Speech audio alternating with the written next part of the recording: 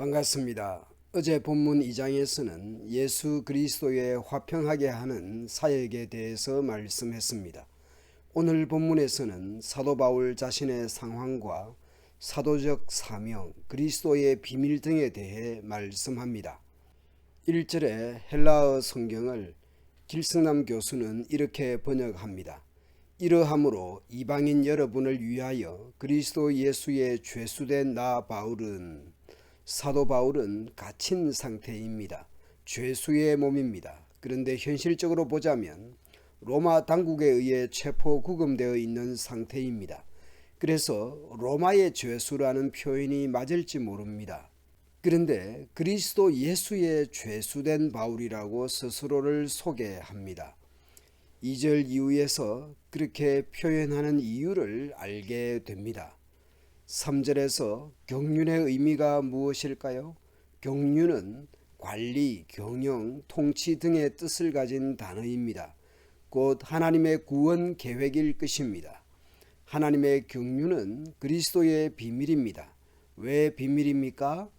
다른 세대에서는 사람의 아들들에게 알리지 아니하셨기 때문입니다. 그러면 사도 바울은 그 비밀을 어떻게 알게 되었다고 합니까? 계시로 그 비밀을 알게 되었다고 합니다. 그러면 그 비밀의 내용은 무엇입니까?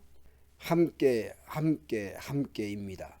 비밀은 이방인들이 복음으로 말미암아 그리스도 예수 안에서 함께 상속자가 되고 함께 지체가 되고 함께 약속에 참여하는 자가 되는 것이 비밀의 내용입니다.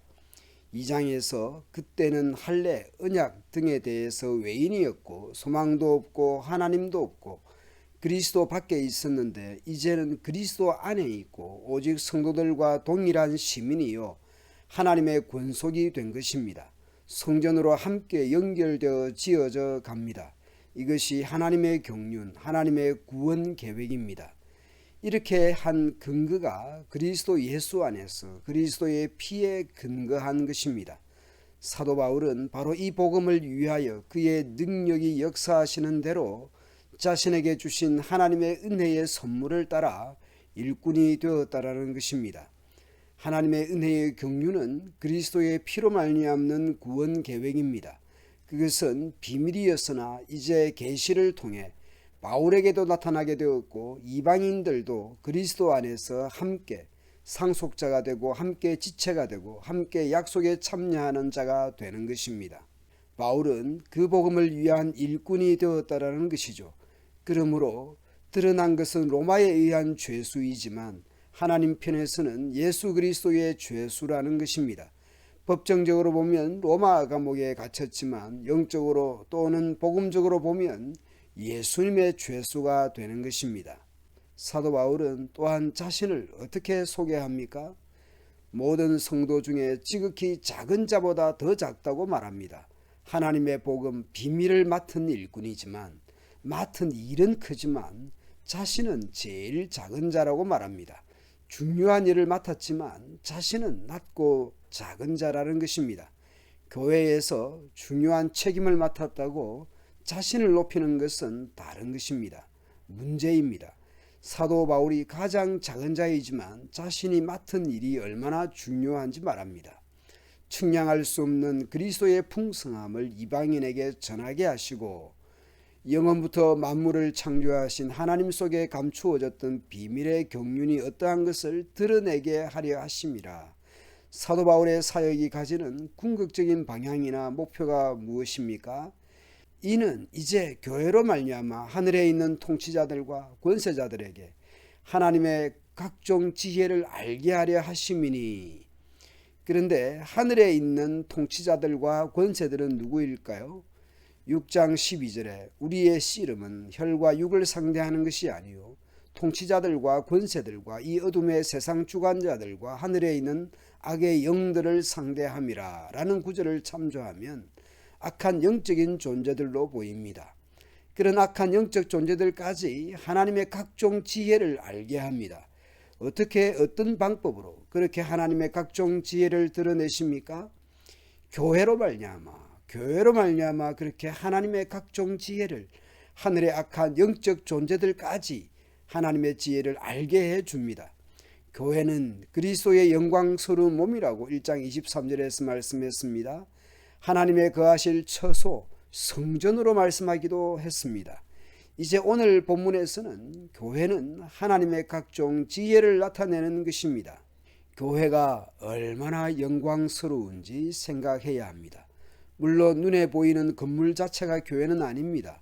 그 건물 안에 모이는 우리 나눔교회 공동체가 얼마나 영광스러운지 생각해야 합니다.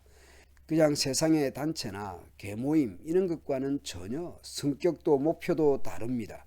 그리스도의 영광스러운 몸이요 하늘의 악한 영들에게까지 하나님의 각종 지혜를 나타내는 것이 교회입니다. 이것은 영원부터 우리 주 예수 그리스도 안에서 예정하신 뜻대로 하신 것입니다. 2장에서도 또 말씀했습니다. 이방인과 유대인이 그리스도의 피로 화평하게 되고 둘이 하나를 만드시는 둘이 그리스도 안에서 한 새 사람을 지어서 화평하게 하시고 그리스도의 십자가로 한 몸으로 하나님과 화목하게 하셨습니다. 둘이 하나 되는 것이 교회요. 그것이 악한 영들에게까지 알려지는 하나님의 지혜가 되는 것입니다. 악한 영은 분열하게 하고 원수 맺게 하고 담을 계속 쌓도록 그렇게 일을 꾸미고 했겠지만 삼위 하나님은 둘이 새 사람을 만들어 교회되게 하시는 것이 하나님의 경륜이요 그리스도 복음이요 하나님의 은혜요 하나님의 사랑이라는 것을 알게 해줍니다. 따라서 우리가 그 안에서 그를 믿음으로 말미암아 담대함과 확신을 가지고 하나님께 나아감을 얻게 됩니다. 바울이 당한 환난, 감옥에 갇히고 하는 것 때문에 낙심하지 않아도 됩니다. 오히려 그 같은 일은 에베소 교회의 영광입니다. 감옥에 갇혔지만 그 또한 하나님의 경륜을 이루는 과정이요 하나님의 뜻을 이루는 과정이기도 하기 때문입니다. 사도 바울은 하나님의 계시로 그리스도의 비밀, 그리스도의 복음을 알게 되었으며 하나님의 은혜로 그 복음을 이방인에게 전하는 일꾼이 되었습니다. 그 비밀은 이방인과 유대인이 그리스도 안에서 하나가 되고 한 몸을 이루어 곧 교회를 이루어 하나님 앞으로 담대히 나아가는 것입니다. 오늘 우리는 악한 영들에게까지 하나님의 각종 지혜를 알리는 교회입니다. 때로는 내 삶의 자리가 힘들고 고생스러워도 교회됨과 교회다움을 기억하며 살아갑시다. 하나님 앞에 은혜로 담대히 나아가며 또한 서로 한 몸으로 서로를 사랑하고 존중하는 우리 교회 되어야 하겠습니다. 감사합니다.